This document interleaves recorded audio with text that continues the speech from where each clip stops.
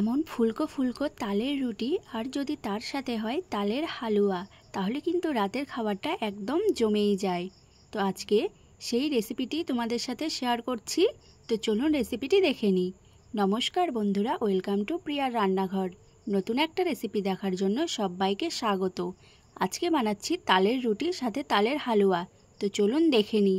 এখানে আমি নিয়েছি 1 বাটি আটা আর সামান্য লবণ। এবার দিয়ে দিচ্ছি 3 চামচ তালের কাই। এবার ভালো করে একটু মিশিয়ে নেব।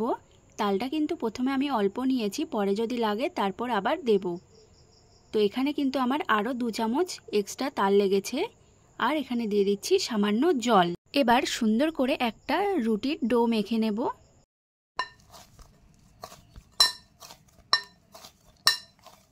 তো দেখুন সুন্দর একটা ডো মেখে নিয়েছি। এবার এই ডোটাকে সাইডে রেখে দেব। এবার তালের হালুয়াটা বানিয়ে নেব। তার জন্য নিয়েছি 1 বাটি সুজি। সুজিটা হালকা ভেজে নেব যাতে কাঁচা গন্ধটা চলে যায়। সুজিটা হালকা ভাজা হয়ে গেলেই নামিয়ে নিচ্ছি। এবার ওই একই কড়াইতে দিয়ে দিচ্ছি 1 বাটি দুধ। দুধটা এবার ফুটে আসলে দিয়ে দেব 1 বাটি তালের কাই। আর এখানে দিয়ে দেব কিছুটা নারকেল কোড়া। নারকেল কোড়া দিলে কিন্তু এই হালুয়ার স্বাদটা একদম দ্বিগুণ হয়ে যায়। আর দিয়েছি সামান্য লবণ। মিষ্টি জিনিসে লবণ দিলে কিন্তু খেতে ভালোই লাগে। এবার আমি সবগুলো মিশ্রণকে একটু ভালো করে নেড়েচেড়ে মিশিয়ে নিচ্ছি। এবার দিয়ে দিচ্ছি হাফ বাটির থেকে কম চিনি। চিনিটা আপনারা স্বাদ অনুযায়ী দেবেন। এবার একটু ভালো করে চিনিটা গলিয়ে নিচ্ছি। চিনিটা কিন্তু খুব সুন্দরভাবে গলে গেছে। এবার ভেজে রাখা সুজিটা অল্প অল্প করে দিতে থাকবো আর এইভাবে নাড়তে থাকবো।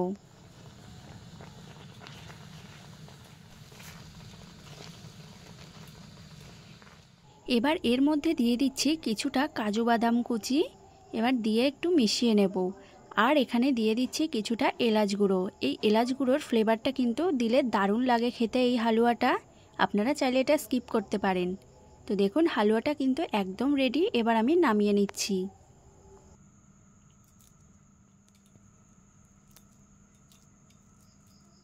এবার রুটিগুলো বানিয়ে নেব। তার জন্য ডোটা থেকে কয়েকটা লেচি কেটে নিচ্ছি।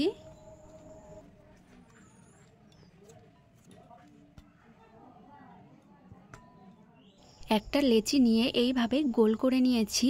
এবার আটা দিয়ে এই রুটিটা বেলে নেব। নর্মাল যেমন আমরা রুটি বানাই ঠিক তেমনই বানাতে হবে।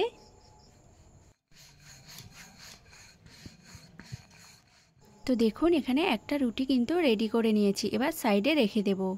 আরেকটা রুটি বানিয়ে নিচ্ছি। এখানে কিন্তু আমি 2টো রুটি বানিয়ে নেব।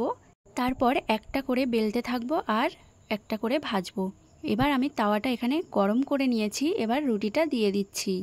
ওই দিকটা এভাবে হালকা ফোলা ফোলা হয়ে গেলে রুটিটা উল্টে দিতে হবে। উল্টে এইভাবে উপর থেকে খুন্তি দিয়ে চাপ দিলেই কিন্তু রুটিগুলো খুব সুন্দরভাবে ফুলে উঠবে। তো দেখুন রুটিগুলো কতটা সুন্দর ফুলেছে। এইভাবে রুটিগুলো বানিয়ে নিতে হবে।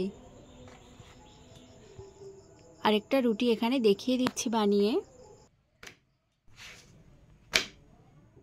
1 বাটি আটা দিয়ে আমার এখানে 5টা রুটি হয়েছে।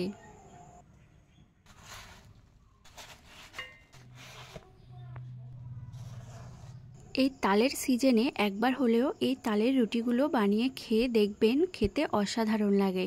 সাথে কিন্তু তালের হালুয়াটাও একবার হলেও বানিয়ে খেয়ে দেখবেন, খেতে দারুণ লাগে। এছাড়া তালের ক্ষীর দিয়েও খেতে কিন্তু দারুণ লাগবে। তো রেসিপিটি কেমন লেগেছে অবশ্যই কমেন্ট করে জানাবেন। আর যদি ভিডিওটি ভালো লেগে থাকে চ্যানেলটি সাবস্ক্রাইব করে দিয়ে পাশে থাকবেন।